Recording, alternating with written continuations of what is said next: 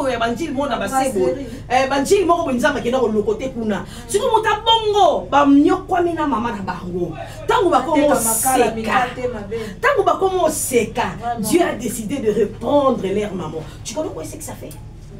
Tu connais quoi c'est que ça fait? Est-ce que ça qui moment où yo tout kabaninga? Non, non. Yaya ato ku fait la babotité. Est-ce que ku fait la ta cousin té?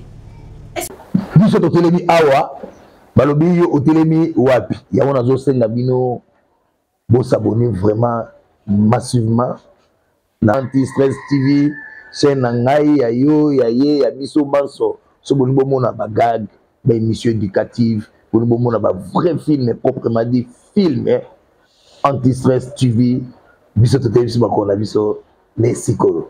S'abonnez alors massivement. Ici, vous avez abonnez-vous na rouge wana yo Dobika. Allez, Dobika. TV, bonjour. Nous avons Dieu qui toko oyo ya Nadine Elisi et Nadine GB. En tout cas, bon week-end de la Binonion sans continuer pour ça la biso confiance à vous abonner massivement et chuter mingi na sen rabino bo appuyer sur les cloches de notification pour vous attaquer et le côté. Merci beaucoup en tout cas pour s'abonner massivement à notre Kitoko. Voilà. Moi nous continue sous. Famille à moi la moi ça va être au film on a azali moko ya ba akoluka koyeba na wana o afira ki serenis pendant que na passe akolela mama na ye afini alobe akoloba bakanga ke na si yo osaki banaliza wa sika famille wana na ye koluka biso pona bosenga ete bakoluka moya koluka serenis bazo ba kozonte sika bakoluka to meka mpe kobondela famille manyanga pour que ba meka kozonisa mwa motema sima ma concierge wa pe mama na motema pe akilo mama vous savez pourquoi j'ai souri? Non, c'est la question. Non, on a posé question. Ils ont fait ça pour ça aussi. Pourquoi? Parce que avant la famille na bango ba luka biso awa ba poser ba ya koloba keto luka famille a Enis Manyanga ba senga pardon. Il fallait qu'ils ba banda ko veiller sur éducation de leur enfant. Voilà. Vous comprenez? Nadi nanga na yo tozala na ba famille. Tu as les réseaux sociaux, tu as TikTok, tu as YouTube, tu as salaire na YouTube. Tu as Instagram, tu as les réseaux sociaux et tu as les caro. Mais tant que tu as la bilan mususuté et l'accepter que tu as bayuma, tu as bazoba, tu as mis biso bangala ni l'esprit makas. La femme c'est logis. Mais il y a des choses que l'éducation de base de mes parents, ça ne me permet pas de le faire. Vous comprenez? Famille, moi, il fallait qu'il nous veiller sur l'éducation. Parce que leur enfant n'a pas insulté seulement Sérénis. Ah bon? Vous comprenez? Cette fille-là a insulté Chimène Mengi. Comme pas possible, t'as pas idée. Ce qu'on a TikTok, au petit Chimène Mengi, vous allez voir comment elle a insulté Chimène Mengi. N'est-ce pas fait la parole naïe? N'est-ce Chimène Mengi a lié maman naïe? N'est-ce lié papa naïe? N'est-ce Chimène Mengi a maman pauvre? Mais attends. Famille na bango tui, boyo luka biso. Je sais que batubiso ba oloba oui, Sérénis au sambelaka. Ya bino ko kasaso muta sambelaka za zoba. Mutu so sambelaka za kisengite. Yesu kutu. Akuta batu ba oteka liboso ndako nzambe Yesu soit fimbu pia. Abeta batu juste pour dire que il faut faire la part des choses. Il y a des choses qu'on ne fait pas, même chose à Mutasambelaka, Oyo, Sumbele, Nicolas, Zolo, excusez-moi, Atala, on a mis sous terre, il y a aussi la main. Moi, on a bien fait qu'il faut éduquer bien. Le coup, la besoin qui tant qu'on éduquer bien, il fallait tirer l'église. Parce que ce qu'on raté l'éducation et la famille, dans l'église, tant que ça enfermissement, baté ya kabiso, balaxarabiso, papa pe kobanga papa, kobanga mama, moboti nyoso a papa na yo, mama nyoso a mama na yo, yaya nyoso za yaya. Oh lele comme dans monde, lele comme le cas ba bel balé qui ndoka ki mukolo. Ba tuba ko kasu respecter ba tuté. Moi na muke ozalate mukolo ozalate, mutu nyoso comme ndenge moko. Lele bomo luka pardon, te ya pardon ça te. Pardon. Merci beaucoup, pardon, Yalité, au Romagnola qui te comme ma chérie, nous sommes à Christo, Babi qui est tout hollandais, Ali Bomo Maï, oh mon Kenny Nabiso à Salaki. Il dit ça va bien que ce mon tabet, le boko, la litama, oh, plus appelé le boko, oh, alors mettez, Yazaï, tu vois, Mandako Limbi, ça m'a béboni au biso, mon nom, le bananaï, oh, to Salaka, oh, Gola Limbi, ça va biso 1000 fois.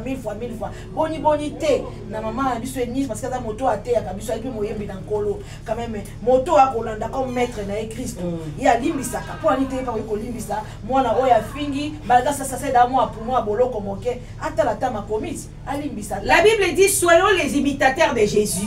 Jésus lui-même a tapé. La Bible dit qui aime bien châtie bien. Ma chérie, to lingi mona moi siwana. Voilà pourquoi tous autres tickets na place wana pour comprendre lobby abandé la té. T'as la plainte ya ka emis manyanga te bébé. Ba plainte baka bibu. Plainte zaka ya manyanga te. Chimene menga luka mona moi siwana lo kwa problème mususu. Mona moi siwana lelisa chimene mengi na chambre. T'as la comme ta pour faire la maman na ikala. Avant réseaux sociaux avant TikTok quand les akoto vêtements li solo papa nanga kufa kié. Mona moi siwana ya bani ko finga ba papa ba to ba kufa. Yaya yo so za ba botino yo pesa nzambe mbongo chaque tongo pour batela ba parents no bazala komona ba. Au pesa nzambe mbongo non, si tes parents existent jusqu'à aujourd'hui c'est par la grâce de Dieu. Maman nzambe mo ka beta ba to film. Ceux qui est malade voilà pourquoi il y a des juges même dans la Bible. Il y avait des juges, il y avait des magistrats. On se comprend. Non. C'est une façon d'éduquer. Si tu as raté l'éducation dans la maison, l'État est là pour ça. En fait, on l'a appris juste. L'État est à Kamutu, l'État est à Nadine. L'État côté est à maman. Est-ce qu'il y a place aux code infraction est-ce qu'il y a diffamation? Parce que ce qu'elle a fait là, ça s'appelle la diffamation. Tu incites les gens qui est maman bango. Chimène menga aboma maman nae, Jemima aboma maman nae, Enis Manianga aboma maman nae, ça fait déjà 3. C'est beaucoup. C'est beaucoup quand même. Avec Jemima Kokondion, on a pardonné. Avec Chimène menga Kimé, Chimène menga tika da plainte. Balukaye amona nakate, gloire à Jésus. Avec Enis Manianga, tant que servante de Dieu, Dieu a permis que Bakangamona moi suana pour comprendre que il y a des choses qu'on ne met pas à la bouche. Des choses qui te concernent, pas ferme ta bouche. Les réseaux sociaux, il y a, et puis ça, on son monopole. Il y a qu'on la voix, qu'on s'est mêlé dans ma caméra. Non, les gens doivent comprendre qu'on doit respecter les gens. Le respect mutuel existe. Tu n'as pas besoin de connaître statut à mon pour respecter. Tu n'as pas besoin de ça. Quand tu vois seulement que la personne a ça aimé, tu peux la respecter comme ça. On respecte comme Moutounda Bakelaye. Tu le respectes d'abord étant que aimé. Mais vous avez un respect à Batouté. Vous avez un téléphone moins cher au salé la Rawana. Pour tout le monde imaginer qu'il y a un téléphone moins cher. Eh, ça qui t'a milité. Téléphone moins cher au salé la Rawana. Au tien, on se met 1 giga. Et bien ça, il y a 1 giga. Pourtant, ma vidéo n'est pas mi quand tu TikTok net. Pour essayer moi, méga mon système, mon wifi bani. Vous comprenez? Tu vois, il y a un problème à téléphone, un problème à wifi, un problème à créer les familles problème. Vraiment. Famille à tout fanda qui n'a pas on crée les familles problème. Et ça avec plaisir, il y a taillomoko. Oui, on peut te pardonner. On peut te pardonner, mais mandat l'État faut foutre, bébé. Ma comme c'est comme la police, c'est comme l'État n'a minute au fois ça la moussala naïe. Pour l'État poser une question, ma chérie, on le dit publiquement parce que TikTok est à la monde entier. Tu as accusé Enis Manianga dans le monde entier qu'elle est sorcière, elle a tué sa maman. Alors tu dois nous montrer de preuves qui prouvent que Yona Enis Bokeneng na wende bosobi tomate matungulu pipil a indembi bo episa ki maman na bango bo kalingeto bo tumbi. Tu dois nous montrer ça. Alors, si tu ne nous montres pas, infraction en gros ezaya autant. Il y a Chimène Mengi, infraction en gros ezaya autant. Il y a Jemima, ceux qui peuvent te l'habiter l'andela bien, ba dossier à toi quartier na bango pe Isa. Isa bébé. Moi je suis dans sa songi, ma fille va sa songi na quartier. On va sa songi gani kababa teleki, abimisi mutu. Kuna ndenge nini? Kuna la fille là elle est comme ça. Parce que baye baka mutu, baye baka nzete na bambuma nango. Ce qui muta comme na ba monopole boy. Yaya, likama koloba likama liwe za loko sécurité na dine sur. Ndebi so to kana ba réseaux sociaux boy.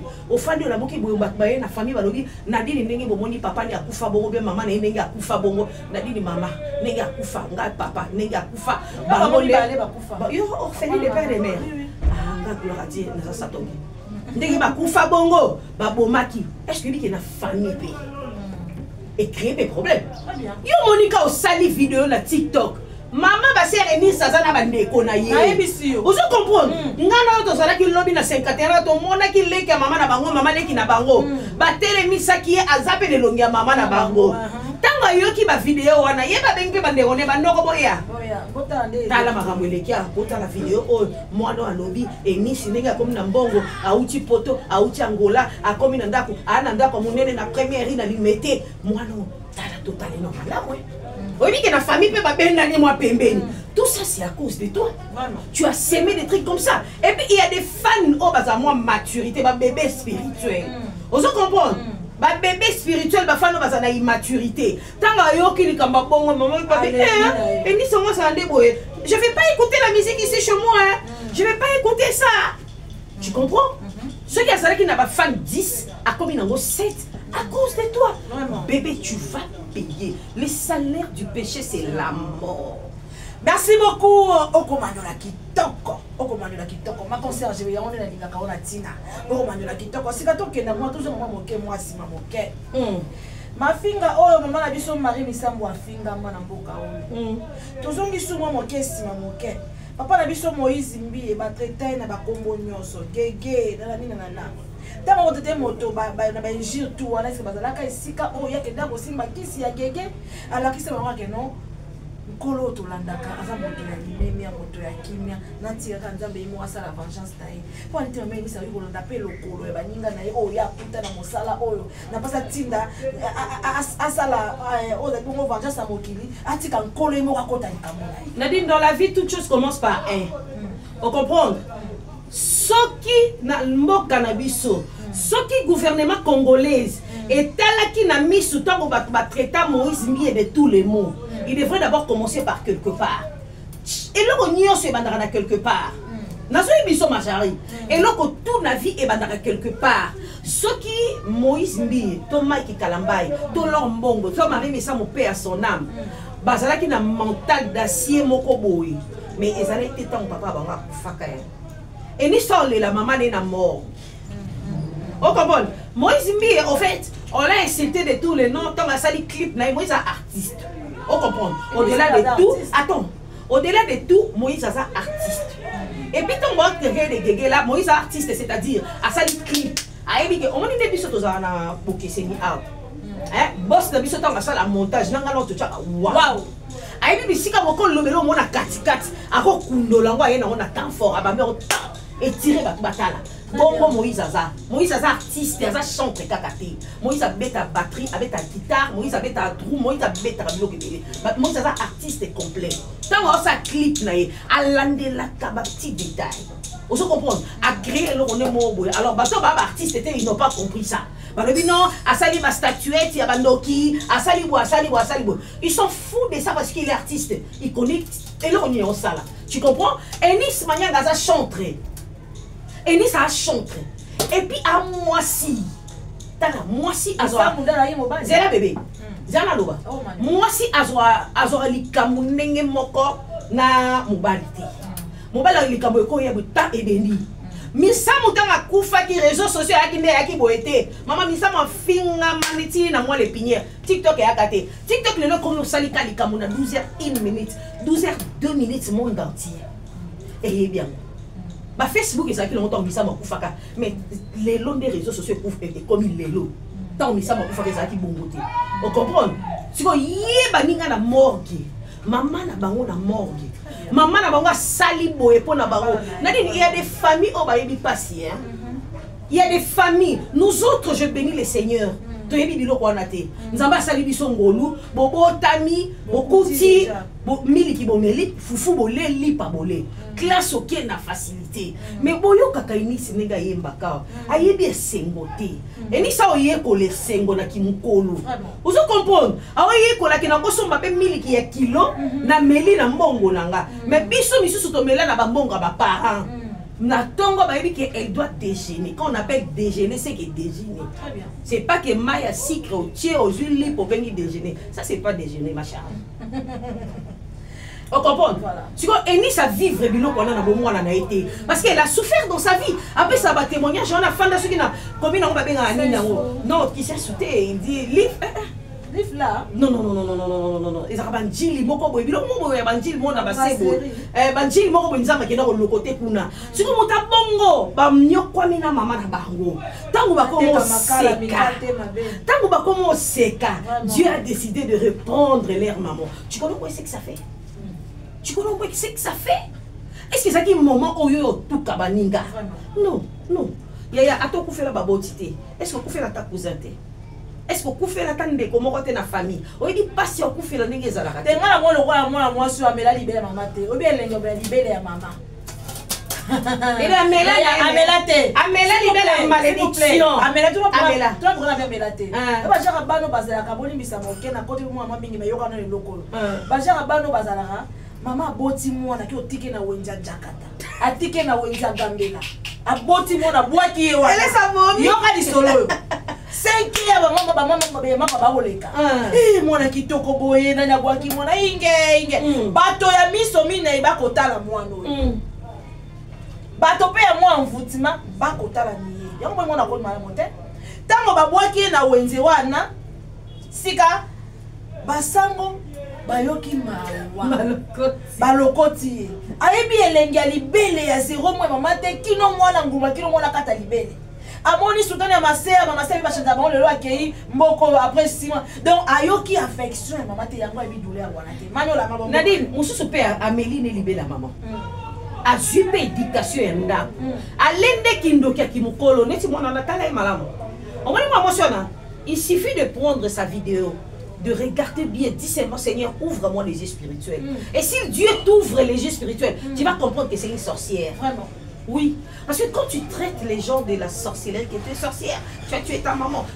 Donc, il y a comme un monopole. Il y a un thermomètre. Il y a un chaka batu na se mapeka. Oye ba ke muto. Ne maman na kufi boa andoki. Allez maman na. Ne papa na kufa boa maman non, ça va pas non. Merci beaucoup Romanyola Kitoko parce que nous te badam. Quand on a vu soit après ça a une élévation té. Des questions. Quand on a ça succès té, bénédiction de la qualité. Nous te banane parce que yende mo pesi nyonso. Bomengo, nyonso tout, ba bénédiction to ezali aye. Si ka soki moto amati e komi kaka keno, asimba ki mo soloka, ya moi l'ex maman na ye. Mais quand on connaît ta c'est sika wana. C'est ce que le monde ne comprend pas Nadine. La Bible dit l'or et l'argent appartient à notre Dieu. Très bien en tout cas. Il s'appelle Jéhovah Jireh. Amen. C'est-à-dire le pourvoyeur. Les pourvoyeurs, quand tu es dans le besoin, tu appelles Jéhovah Jireh, le pourvoyeur, il vient. Il te donne ce que tu en as besoin. Voilà. Il s'appelle Jéhovah Rapha quand tu es malade. Tu l'appelles, il vient. Et donc guérisseur. Il te guérit. Donc tu comprends que les gens ont la difficulté de lire la Bible. Parce que quand tu lis la Bible, tu vas comprendre que notre Dieu, il est le Tout-Puissant.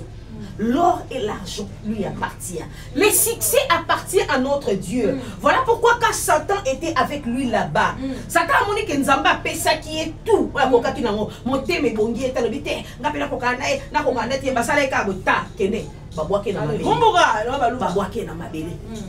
L'or et l'argent appartiennent à notre Dieu.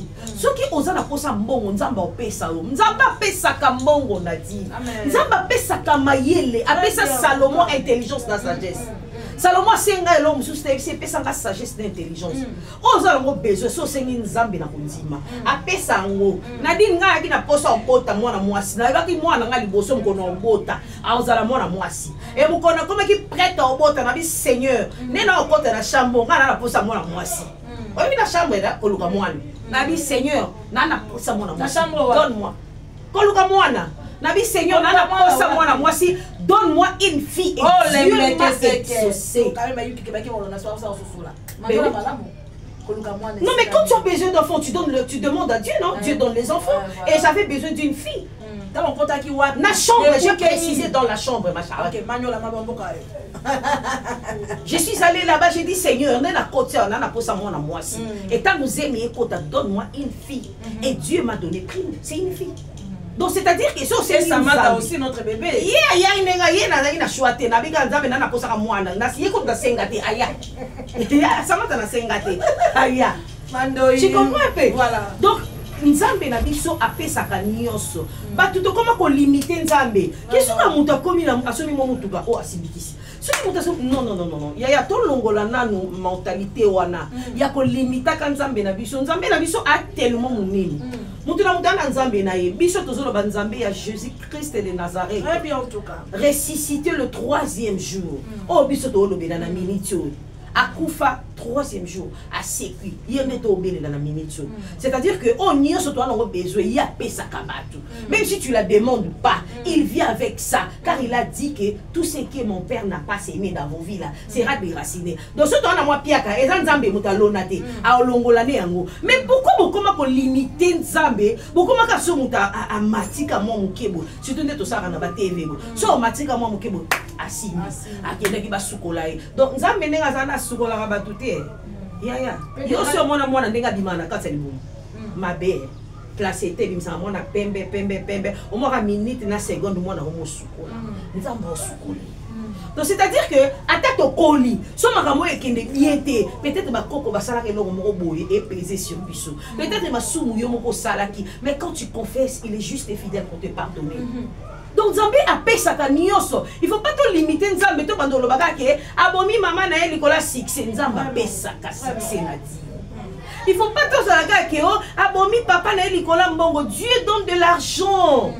Nzamba a payé sa mbongo to limiter Nzambe na biso te. Cette fille là mérite la prison. Très bien. Tu vois la fille là, elle mérite pas même la prison à ça à 6 mois il y a pas. Non, à ça à 6 mois à comprendre. Au moins na 6 mois na er au fan dans la prison règle ce que bimio. Na prison ce qu'on m'a sous collé les athées. On règle c'est na maille, bon excusez nga. Ba tout bota la biso mon doit quand même dire des vérités. Très bien. Tant qu'on a battu comme maille moi muke sous la bande hygiénique ezaki aujourd'hui plutôt chai bonnet n'ambanda pas banadine les tu vas comprendre que il y a des choses qu'on ne fait pas dans la vie. Tu dois comprendre qu'il y a des limites dans toutes choses. Voilà. Merci beaucoup Komanyola Kitoko Sika. Toi ko senga ni na famille ba sere 10 ba ko la daliso. Toi ko senga ba moni na ndenge famille pour ba yeba kontakter biso ko kese. Ba leli ba lobe te bon toza na moyen okuta maman Enis Manyanga te. To bondeli yo pardon moyen ali ke okuta na biso na papa na biso ezali bongo maman Enis Manyanga. Oyo ko senga na famille wana nini? Bon, bango ba ya mona Enis et alonga mabete mais faut mona pe chimene nini. Faut plaisir à mon côté. Non, Nadine, n'a pas sa batouté. Mais tu vois cette fille-là, si on la laisse comme ça, à danger public, hein, Oyebi, à danger public. Nambo cannabis, on va que le moment est très important, par Moïse Mbiye, ma finga bango, baninga bango. Oyebi pourquoi bat ma message na ko finga? Parce que bat ba yebi ki ata na fingi ba kangangati. Ata na fingi ba osala ngelo roté. Moïse que tu finga e asala nini obi bien Moïse Mbiye. Mike Kalambai. Yewana Enise Manyanga. Yaya netinga Nadine Babinzi ya Sophie. Machal. Famille na bangonde boyo ko contacter. Biso to telemi awa. Balobi yo otelemi wapi. Yawona zo senga bino bo s'abonner vraiment massivement na Anti-Stress TV chaîne ngai ya yo ya ye ya biso banso. So bon mona ba gag, ba émission éducative, bon mona ba vrai film proprement dit film Anti-Stress TV. Biso to telemi ba ko na biso les sikolo. S'abonnez alors massivement. Ici, abonnez-vous na rouge wana yo Dobika. Allez, Dobika.